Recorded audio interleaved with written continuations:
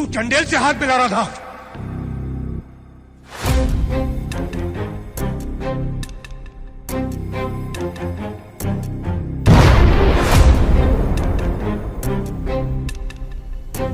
रुक जाओ।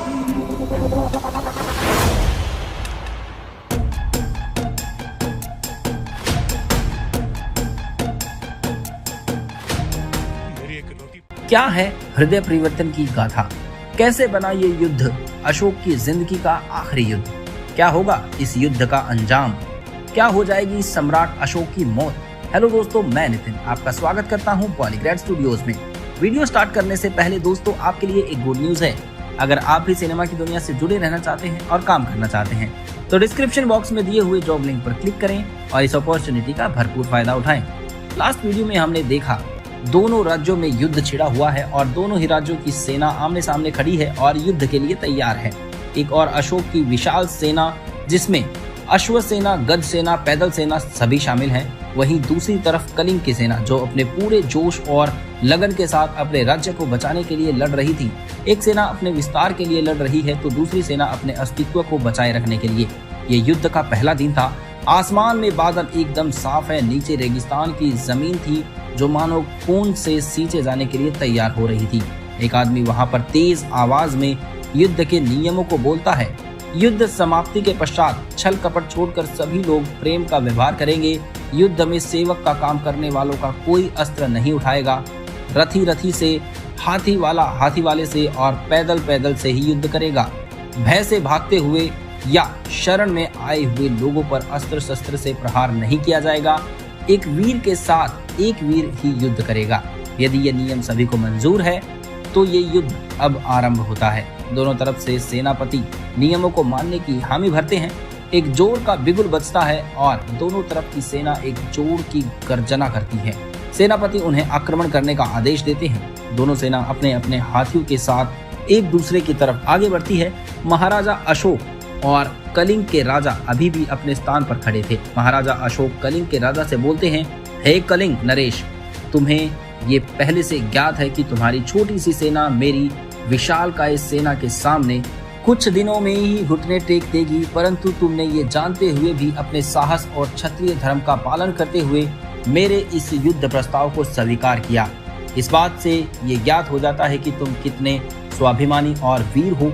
इसीलिए मैं तुम्हें मौका देता हूं कि अपनी आखिरी इच्छा मुझे मांग लो और ये बताओ कि इस युद्ध की हार के पश्चात तुम्हारे साथ कैसा और क्या बर्ताव करना चाहिए। ये सुन कलिंग के राजा बोलते हैं, महाराजा अशोक, मुझे इस बात की बहुत खुशी है कि आपने मेरी वीरता का बखान किया, परंतु हम एक क्षत्रिय हैं और अभी हम इस रणभूमि में हैं और एक सच्चे क्षत्रिय रणभूमि में वाद विवाद से ज्यादा अपनी तलवारों को चलाते हैं। तो मैं आपसे आशा करता हूं कि आप भी अपने क्षत्रिय धर्म को निभाएंगे और इन वाद विवाद के समय व्यर्थ करने से अच्छा अपनी तलवार का इस्तेमाल करेंगे। और रही बात मेरी आखिरी इच्छा की, तो अभी तो मैं युद्ध की शुरुआत ही हुई है कि क्या पता किसकी जीत और किसकी हार हो। ये सुन अशोक क्रोधित हो जाते हैं और अपने घोड़े को आगे बढ़ाते हुए सामने आने वाले सभी सैनिकों को मारते काटते आगे बढ़ने लगते हैं। चारों तरफ रणभूमि में तलवारों की टकराने की आवाजें आ रही हैं। हर जगह चीख पुकार मचा हुआ है। हजारों की तादाद में सैनिक जमीन पर घायल और मरे पड़े थे। कुछ लोग जो सेवक का काम कर रहे थे इन घायल सैनिक को उठाकर शिविर में ले जाकर उनका उपचार कर रहे थे। चारों तरफ लहू ही लहू धरती को सींच रहा था। आसमान नीले से लाल हो चुका था। अब संध्या की बेला हो चुकी थी और युद्ध को समाप्त करने का बिगुल बज गया था। सभी सेना अपने अपने स्थान पर वहीं रुक जाती है और वहां से लौटकर अपने अपने शिविर में आ जाती है। अशोक अपने शिविर में बैठे हुए थे और आज के युद्ध में हुए हानि और लाभ का जायजा ले रहे थे। सेनापति अशोक के सामने नतमस्तक बैठे थे और वो युद्ध में हुई सारी बातों का ब्यौरा अशोक को दे रहे थे। सेनापति ने बोला, महाराज, आज रणभूमि में हजारों की तादाद में लोग मरे। हमारे सैनिक और कलिंग के सैनिक दोनों को ही हानि हुई है। हमारे कई हाथी घोड़े भी घायल हो गए, परंतु हम अभी भी लाभ की स्थिति में हैं। इस बातचीत के बाद अशोक अपने शिविर से निकलता है और रणभूमि की तरफ देखता है। रणभूमि में जो स्थिति थी वो बेहद ही दयनीय थी। चारों तरफ सैनिकों के कटे सर, हाथ पैर इधर उधर पड़े हुए थे।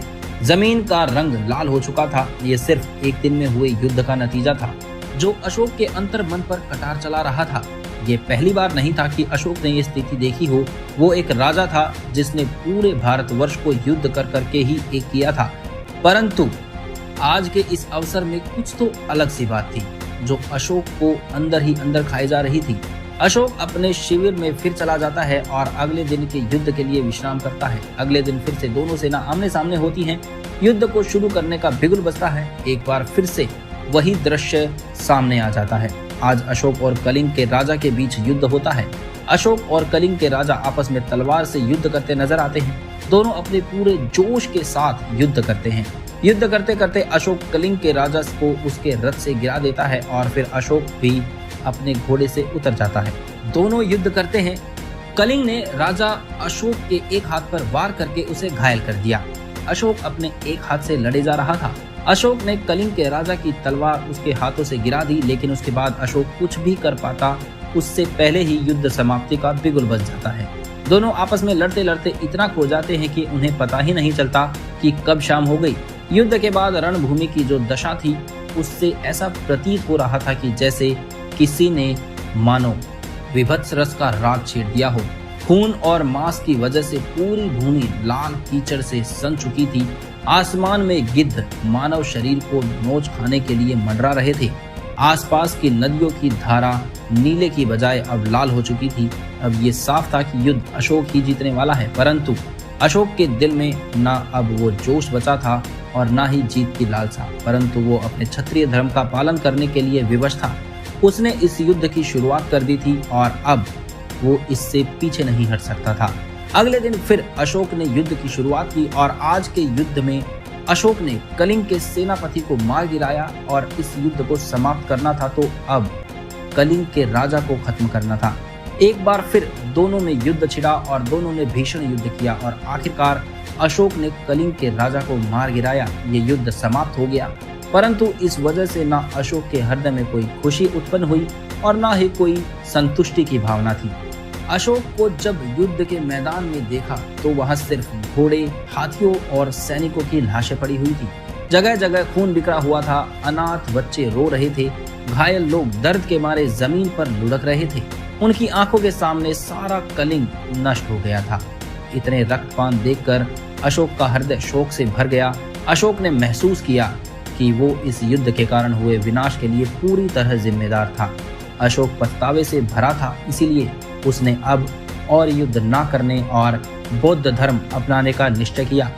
अशोक ने विस्तारवादी नीति को त्याग दिया। उन्होंने ज्ञान और अहिंसा के मार्ग का अनुसरण किया। अशोक ने विधि विधान से बौद्ध धर्म को अपना लिया और अपने राज्य में शांति की स्थापना के लिए सबको धर्म का ज्ञान देने लगा। तो ये थी एक युद्ध की गाथा जिसने बदल दिया एक चक्रवर्ती राजा का हृदय। आपको कहानी कैसी लगी ये हमें कमेंट करके जरूर बताइएगा और हमारे चैनल को सब्सक्राइब करना बिल्कुल मत भूलिएगा।